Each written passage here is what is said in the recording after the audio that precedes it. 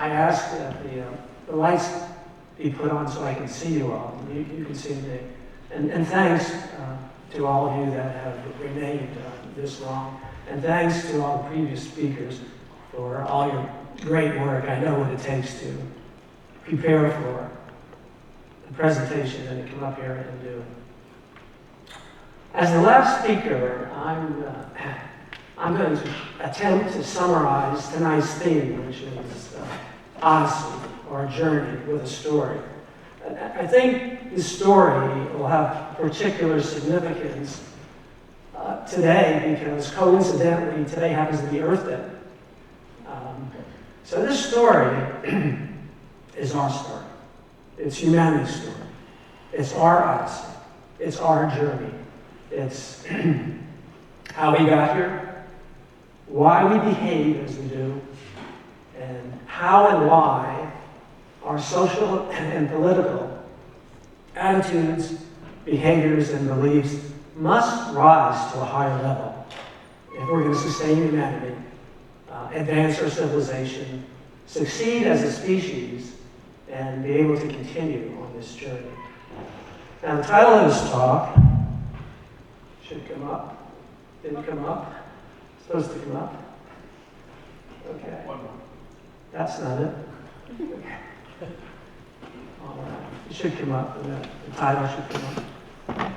He already said it. 7 words that can change the world. Okay.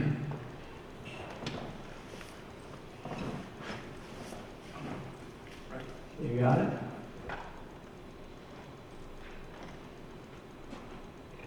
Okay. There it is. That's the title. 7 words that can change the world. These 7 words break down into 3 simple rules for living, which I will get to.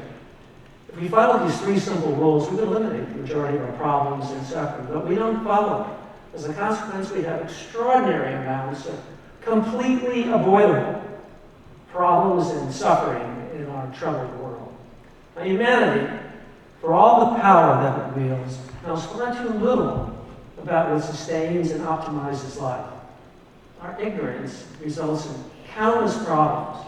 In our relationships with each other, everywhere we see inequity, injustice, violence, and suffering.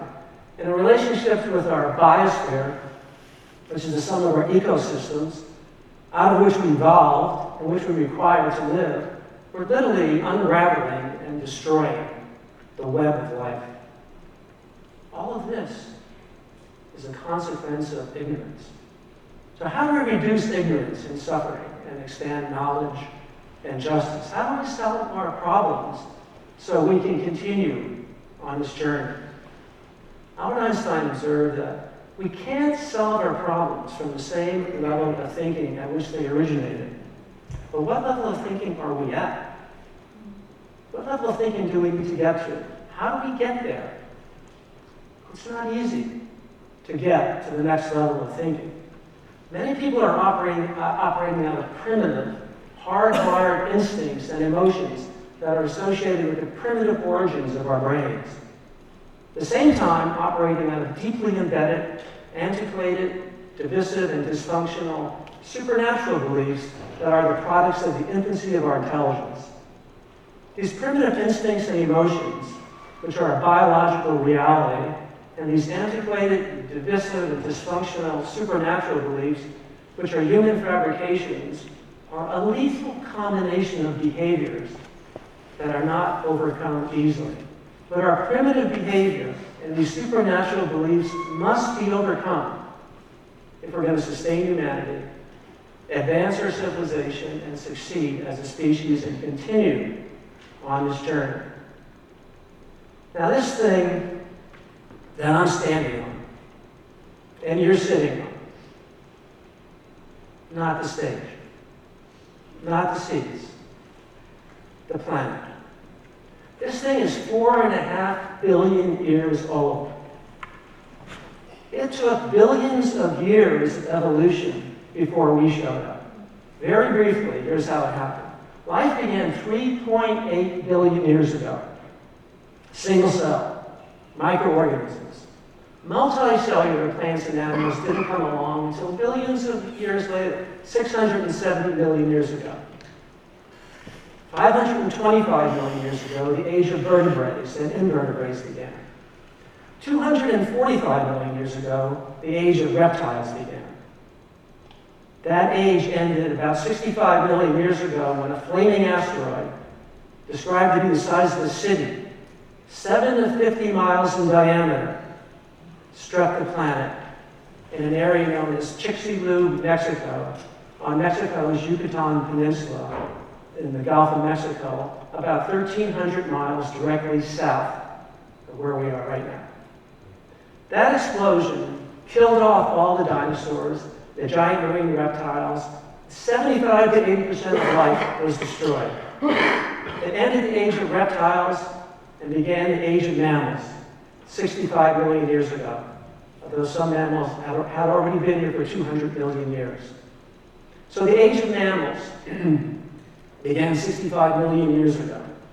Tens of millions of years of evolution continued before we showed up, about 5 to 6 million years ago, the family of humans known as the hominids. Now at that time, 5 to 6 million years ago, from a common ape ancestor, the chimpanzees and the bonobos moved off in one direction, and we, the family of humans, moved off into another direction. For 5 to 6 million years, the family of humans, the hominids, lived as Stone Age hunter-gatherers. Within that 5 to 6 million year time frame, 2.3 million years ago, our genus, Homo, showed up. It was our genus, but it wasn't our species. It was a species by the name of Homo habilis. Our species, Homo sapiens, showed up 300,000 years ago in Africa. For the 300,000 years we have been here, we've mostly been Stone Age, hunter-gatherers. 10 to 12,000 years ago, with the domestication of plants and animals in various locations, our agrarian age began. The last 10 to 12,000 years, we've mostly been agrarians. A little over 200 years ago, very recently, in the late 1700s in England, the Industrial Age began. By 1850, it spread to Belgium, Germany, France, the United States, and eventually to other industrialized countries. About the middle of last century, we began our transition from the Industrial Age to the post-industrial, high-tech, digital, information and communication age in which we live today. Now, we showed up on a tiny, tiny, tiny planet in a very narrow and fragile band of this particular solar system. It's called the habitable zone of this solar system, which is one of 200 to 400 billion of these things, solar systems in the Milky Way galaxy, which is one galaxy of trillions of galaxies in the universe. And the universe, according to numerous astrophysicists, may be just one universe of countless universes in a multiverse. So we showed up on this tiny, tiny planet. This thing's only 8,000 miles in diameter. It's 24,000 miles in circumference. It's 3 millionths the size of the sun. On this tiny little speck of a planet, there exist countless interrelated, interdependent, interconnected life forms. We have entire plant and animal kingdoms. In the animal kingdom, we're a mammal. A mammal is a hairy species that feeds its young from mammary glands. It could be small as a shrew, 1/4 of an ounce, as large as a whale, 140 tons. We're one of about 5,500 species of mammals. Now, we share this planet with countless incredible creatures. We have creatures with feathers we call birds. Creatures with gills in the water we call fish. Scaly skin creatures we call reptiles. Creatures born in the water with gills then develop lungs that feed on the land are called amphibians. Creatures with more than 4 jointed legs are called arthropods. Those are insects and spiders and crustaceans like prawns and crabs, and myriapods like centipedes and millipedes. Then we have the whole plant kingdom, the whole land-based plants and the water-based plants. All of these life forms, extraordinary, incredible, countless, interconnected, interrelated, interdependent life forms are trying to survive on this tiny little speck of the planet. As recently as 1900, there were 1.6 billion of us. Today, 124 years later, we have well in excess of 8 billion of us, and each week, every 7 days, after births and deaths, we add in excess of 1.5 million more. It's thought in the 2080s the population will level off at 10.4 billion people. Now, the 8+ billion people that we have on the planet now live in a mix of nation states. We have 195 nation states. The way things have worked out for humanity is that many of these 8+ billion people in many of these 195 nation states are fighting with each other every day, everywhere, in every way imaginable. This fighting contributes to life's unpredictability, instability, and uncertainty. But it's not the only thing that contributes to life's unpredictability, instability, and uncertainty. We've got the fickleness of nature. When you live on one of these things called planets, they all have natural disasters. And the one we live on, we've got earthquakes, and we've got hurricanes. The other parts of the world are known as typhoons and cyclones. So we've got earthquakes, hurricanes, volcanoes, tornadoes, tsunamis, forest fires, floods, droughts, and other severe weather phenomena. But that's not all that contributes to life's unpredictability, instability, and uncertainty. We've got an extraordinary number of illnesses that we contract, with which we suffer. Countless accidents and injuries that occur regularly. All manner of addictions and substance abuse and related problems. All kinds of criminal and deviant behavior going on every day, everywhere, in every way imaginable. If all of that taken together is not way more than enough to deal with, on top of it, on our journey, as a consequence of having so many people and not understanding our reality and the behavioral demands of our reality, we've created an interrelated web of life-threatening environmental problems. We're depleting our resources, our forests, our fisheries, our rangelands, our croplands, our plant and animal species. We're destroying our biological diversity on which evolution thrives. The 6th mass extinction is going on now. It's the first caused by other than a natural event like an asteroid striking the planet or climate change. Of the 5 mass extinctions we've had so far, 4 of them were caused by climate change. This one that's going on now is caused by something different, something unique. It's being caused by us. And with powerful electrical, diesel, and solar pumping techniques, we're draining our aquifers. We're lowering our water tables. We're systemically polluting our air, our water, and our soil, and our food chain. We now have microplastic and nanoplastic contaminants in our food and water. We have plastic in our food and water. That comes from, among other reasons, dumping 14 million tons of plastic garbage in our oceans every year. Then, as a consequence of sending gases, greenhouse gases like methane, carbon dioxide, nitrous oxide into our atmosphere extends from here up 6,200 miles. Beyond that, it's just called outer space. Our atmosphere is divided into 5 layers. The lowest layer is called the troposphere. That's where these gases are getting trapped. These gases in the troposphere are not allowing the warm air from our planet to escape into outer space.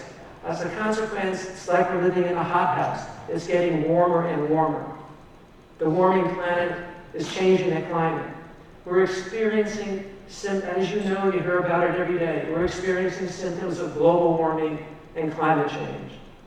Heat waves, devastating droughts, destruction of croplands, dying forests, accelerated species extinction, destruction of coral reefs, melting glaciers, rising sea levels, more frequent and intense storms, coastal flooding, more rapid spread of diseases and pandemics, acidification and poisoning of the oceans, famine, starvation, human migration, heat deaths, economic collapse, social conflict and potential wars, all associated with global warming and climate change. which many people still believe that it does not even exist. And many more people think that we are not the cause of it with the greenhouse gases that we send into the atmosphere, particularly carbon dioxide from the burning of fossil fuels, which means burning the remains of dead plants and animals that are embedded in the Earth's crust in the form of coal, oil, and gas. How much carbon dioxide are we sending into the atmosphere? 2.6 million pounds into the atmosphere. How frequently? Every year, month, week, day, every second. 2.6 million pounds, and it's on the rise. Now, this isn't an exhaustive list of environmental problems, and problems of these scales interact with each other and cause other ominous, unpredictable, unprecedented problems known as multi-hazards. That's when an ordinary weather event becomes a disaster. This thing we call life is fragile and perilous. It's up and down like a seesaw. We're sitting on a seesaw. It's not an accident in the theater where for thousands of years we've been telling the stories of our lives, of our journeys. We have for symbols the mask of comedy and tragedy, joy and sorrow. Life has always been this way. For answers, we've turned to two diametrically opposite disciplines, science and religion. Now, science is a very formal, rigid, evidence-based discipline. Those are the key words, evidence-based. Science requires testing and retesting to arrive at its principles and scientific theories. A scientific theory is not to be confused with a non-scientific theory where someone's casually theorizing about something. A scientific theory is based on evidence. It's based on facts. Any scientist, observer, or tester must replicate nearly exactly the same results time after time, no matter where the test is made. Science is almost perverse in its method of testing, trying to get its theories to break. But science is very open and welcomes and celebrates change when new discoveries are made. Now, religion, on the other hand, is an untested collection of dogmatic principles. It's dogma. What is dogma? Dogma is an arrogant assertion that someone's ideas and opinions are factual without evidence. It's typically from supernatural sources and something we refer to as divine revelation. What is divine revelation? Divine revelation means communicating with gods and other supernatural entities. And you may ask, well, who does that? Who communicates with gods and other supernatural entities? Well, it seems that we have an entire priestly class that claims to be able to do this. In fact, it's critical to understand that this phenomenon that we call religion came along thousands of years ago when priests and priestesses invented themselves, which they continue to do today. Now, religion does not like change or challenges to its dogma. If you change a few words in so-called revealed religion, religions unravel and splinter into smaller groups. These groups unravel and splinter into smaller groups. Christianity, the religion in which I was raised, has about 45,000 sects and denominations. Evidence of religion, art, and recorded events goes back 50,000 years into the Old Stone Age. There's been an estimated 100,000 religions. Today we have in excess of 4,000 existing religions. Here's some symbols of some of the better-known religions, most of which I think you'll recognize. We've got Christianity with one God, Judaism with one God, Jainism, no gods, North American native spirituality, there's many varieties of that, Baha'ism, that's the unity of all religions, Buddhism, no gods, Taoism, no gods, Islam, one God, Hinduism, multiple gods, Japanese Shintoism with multiple gods, and Sikhism, the fifth largest religion today with one God, should be included in this group. These stories cause great worldwide confusion, conflict, suffering, and wars. As you know, many, many wars have been fought over these stories. We kill each other over these stories. It's the ultimate irony and complete absurdity that we create these stories to establish examples of exemplary behavior and proper rules for living, and then we kill each other over these stories. One does not have to be a genius to conclude there's something not only absurd, but fundamentally wrong here. What's fundamentally wrong here is that our mental and emotional infrastructure, our mental and emotional infrastructure responsible for our primitive behavior and supernatural beliefs is outdated for the world in which we live today. It doesn't work. Our primitive behavior and supernatural beliefs will not sustain humanity. The way to think about this is to think about our physical infrastructure today, roads, bridges, and water systems, and so forth. Whatever primitive infrastructure existed thousands of years ago when our primitive behavior and supernatural beliefs originated, way back into the Iberian Age, 10, 12,000 years ago, into the Stone Age, 20,000 or 50,000 years ago. Whatever primitive infrastructure existed then obviously could not sustain humanity today.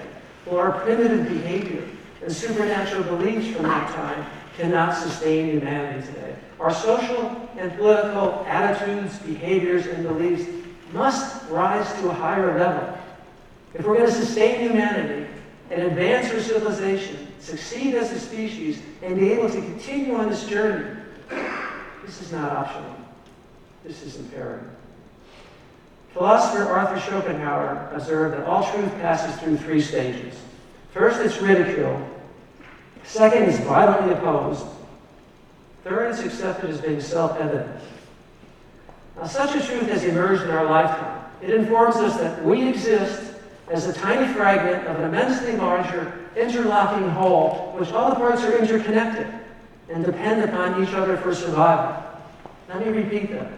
We exist as a tiny fragment of an immensely larger interlocking whole, which all the parts are interconnected and depend upon each other for survival. Simply put, everything's connected to everything else. We exist not separately, but in communion with all other living things. Life's an interrelated, interdependent phenomenon. Everything's in relationship. That's the nature of the universe. That's the nature of life. That's the nature of the reality in which we exist. Like it or not, reality has behavioral demands. That's just if you want to stick around, if you want to live, if you want to continue on the journey. Those behavioral demands can be summarized in 7 words. Be healthy. Be kind. Respect the environment. These 7 words have the power to change life as we know it, the way we govern, the laws we have, the way we do business, the products we create, the services we offer, the way we treat our employees, the way we treat the environment, the way we treat each other, the way we treat ourselves. Be healthy, be kind, respect the environment. Leaders must model this behavior. Teachers must teach it, and we must exhibit it if we're going to sustain humanity, if we're going to advance our civilization, if we're going to succeed as a species. This requires entering into a completely new understanding of our reality and what's truly sacred in our world. It's not about supreme beings, it's about a way of being. It's about those relationships in life having to do with our health, each other, and our environment, which at our peril, we cannot violate, damage, dishonor, or destroy. If we violate these relationships as an individual, as a nation, as a civilization, we suffer. And then we disintegrate. And then we perish. It's simply the way life works. It's not contrived or fiction. It's not arbitrary or subject to dismissal, nor is it in any way negotiable. How we take care of ourselves, each other, and the environment determines not only the quality of our lives, but whether we live or die. These relationships are sacred. They're the well springs of life. We emerge from these relationships. We're sustained by them. We're surrounded by the very sacredness that historically we've sought from afar.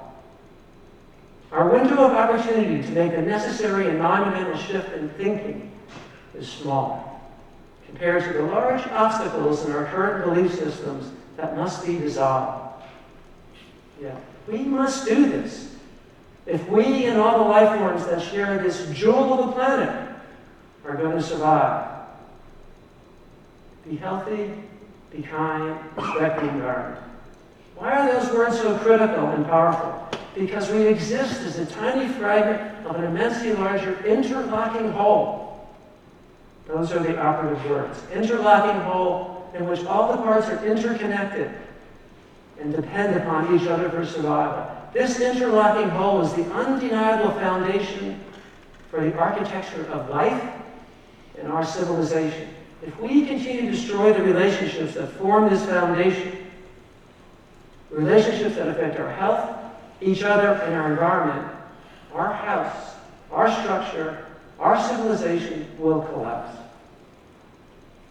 Conversely, if we honor these relationships, we'll succeed and prosper in every way. The choice is ours, as it always has been.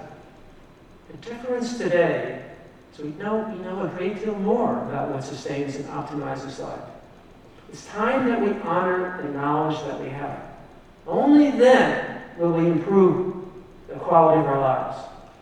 Arrest and reverse our destructive and unsustainable momentum.